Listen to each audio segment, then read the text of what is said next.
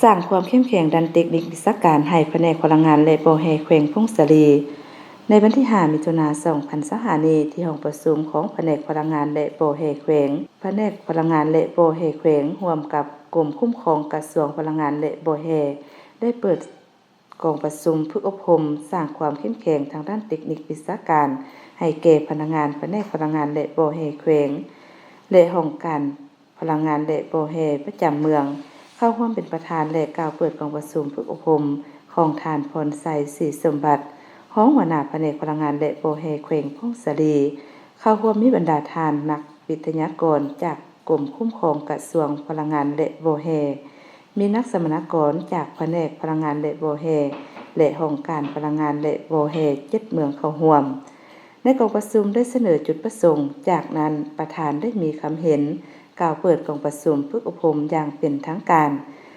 ซึ่งสุดอบรมครั้งนี้ผู้เข้าร่วมได้รับฟังการผ่านเอกสารเป็นต้นแม่นขั้นตอนการออกใบอนุญาตและการออกแผนที่เขตสัมปทานเรียกงานการขุดค้นบ่อแห่การคุ้มครองการปรุงแต่งแห่ธาตุเครื่องนำเข้าตัวอย่างเพื่อวิจัยและทดลองเทคโนโลยี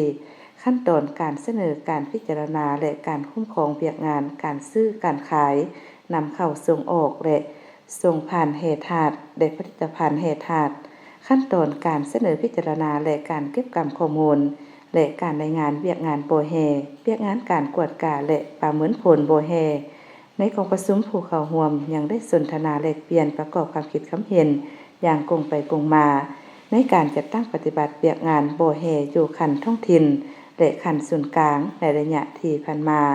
ทั้งนี้ก็เพื่อเฮ็ดให้พนักงานวิชาการแผนกพลังงานและบ่อแห่แขวงพงศรี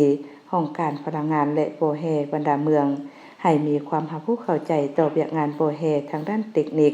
เพื่อนำไปจัดตั้งปฏิบัติเรียกงานตัวจริงให้มีประสิทธิภาพและประสิทธิผลสูง